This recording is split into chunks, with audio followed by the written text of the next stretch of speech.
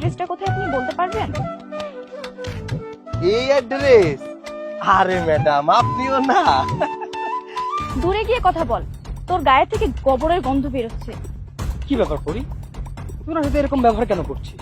উনি তো একজন মানুষ, ওনার তো একজন মান সম্মান আছে, তাই না? তুই চুপ কর। ও কি মান সম্মান পাওয়ার যোগ্য? দেখে তো মনে হচ্ছে কতদিন গোসল করেনি।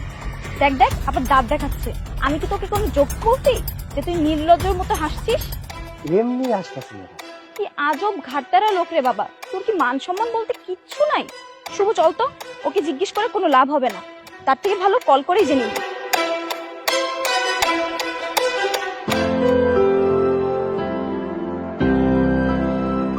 ফোন দে।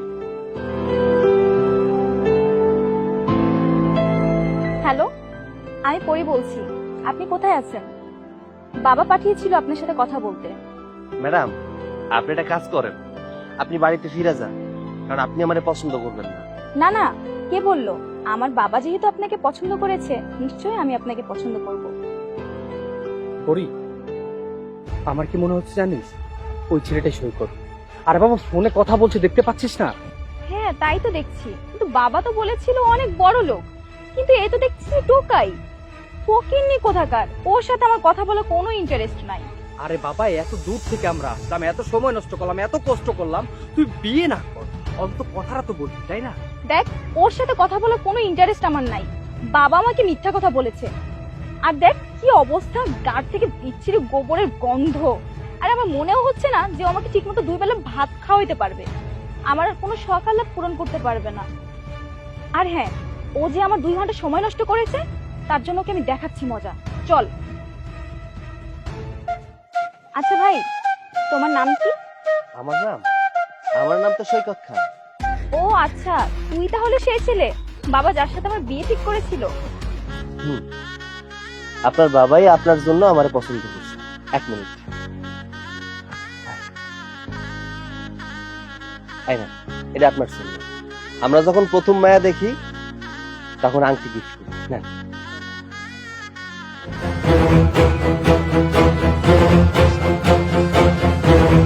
তুই কি ভেবেছিস আমাকে সামান্য এই এমএটি স্বর্ণের আংটিতে প্রপোজ করবি আর আমি তাতেই পটে যাব? আমার মতো মেয়েকে তুই বিয়ে করবি? তোকে বিয়ে করা তো দূরের কথা, তোর মতো ছেলের দিকে তো আমি ফিরেও তাকাই না। আমার বাবাকে তো মিথ্যা বলে পটিয়ে ফেলেছিস, কিন্তু আমাকে পটানো এত সহজ না। আমি চেহারা দেখেই বলতে পারি যে কার যোগ্যতা কতটুকু। দেখে তো বোঝা যাচ্ছে 2 বেলা খাওয়ানোর পয়সা নেই, আবার আমার মতো বড়লোক মেয়েকে বিয়ে করবে। ফকির কোথাকার। আরে আরে, আমার কথাটা একটু শুনে। কি শুনবো? তোর মতো ফকিরের কথা কি শুনবো? আমার বাবাকে কথা দিয়ে পটিয়ে ফেলতে পারিস, কিন্তু আমাকে পটানো এত সহজ না। কি আছে তোর কাছে? সামান্য 6-7 লাখ টাকার গাড়ি, তাও আবার নষ্ট, আর আমি ঘুরি লাক্সারি গাড়িতে। কি নেই আমার কাছে যে তোর মতো অশিক্ষিত সস্তা ছেলেকে আমার বিয়ে করতে হবে? মনটা চাচ্ছে থাপড়ায় তোর গালটা ফাটিয়ে দিই। চল তো শুভ, আর 2 মিনিট এখানে থাকলে কখন না যেন মেরে বসে। আরে বাবা, তুমি এসেছো? হ্যাঁ, আমি চলে এসেছি। আমি জানতাম তুই খুঁজে পাবি না, এর জন্য আমি চলে আসলাম। এসেছো ভালো কথা, কিন্তু এই কার সাথে আমার বিয়ে ঠিক করেছো? অশিক্ষিত গেও ভূত একটা, গাড় থেকে গোবরে গন্ধ আসে। তুমি কি আর ছেলে খুঁজে পেলে না? এই ছেলের সাথে আমার বিয়ে ঠিক করতে হলো। আর তুই কাকে কি বলছিস? তুই কি ওনাকে চিনিস?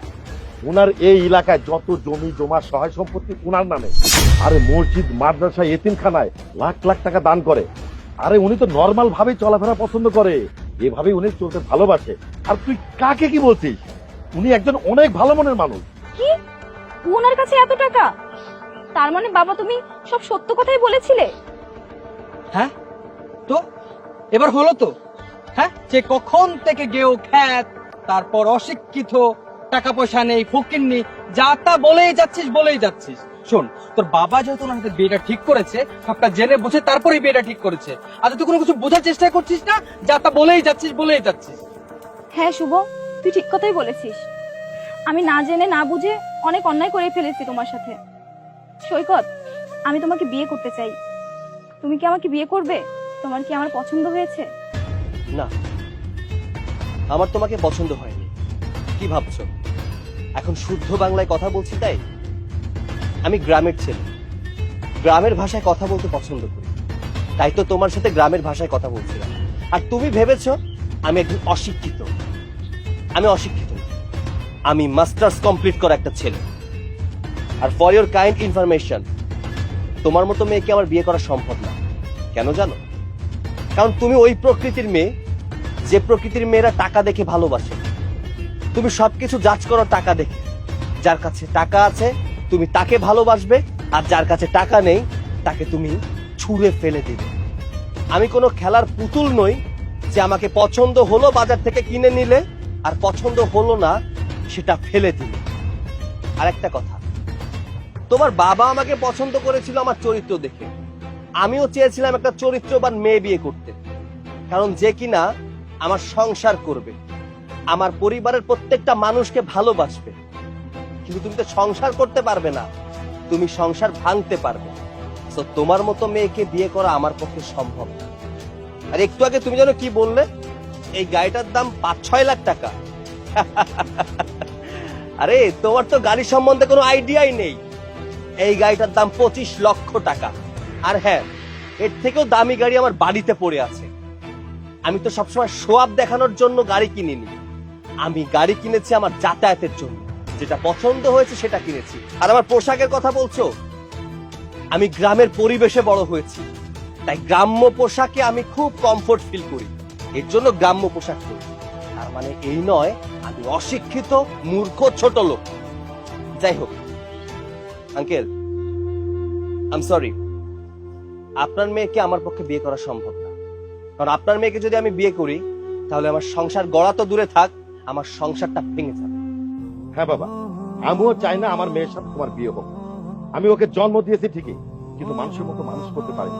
ও হয়েছে একটা কুলাঙ্গা। ওর ব্যবহার খারাপ, কিন্তু এতটাই যে খারাপ আমি কখনোই জানতাম না। আর হ্যাঁ, এটা ইমিটেশন না, এটা ডায়মন্ডের আংটি, যেটার দাম 10 লাখ টাকা। এটা আপনি বুঝতে পারবেন না। আমি যাকে বিয়ে করতে যাচ্ছি আমার পছন্দের মেয়েটাকে অ্যাটলিস্ট ইমিটেশনের কোনো কিছু দিব না? সরি, এটা আপনার জন্য না, কারণ এটার মূল্য আপনার কাছে নেই। তাই আপনাকে এটা আমি দিতে পারি। বাবা একটা কথা বলি, আমার মেয়েকে বিয়ে করলে তুমি শান্তিতে থাকতে পারো, কিন্তু আমি তোমার সাথে আমার মেয়ের বিয়ে ঠিক করেছিলাম। কিন্তু তুমি আমাকে ক্ষমা করে দিও। থাক আঙ্কেল, আমার কাছে আপনার ক্ষমা চাইতে হবে না।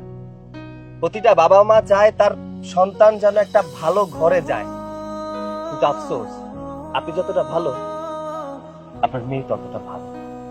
ঠিক আছে আঙ্কেল, আপনি আসুন।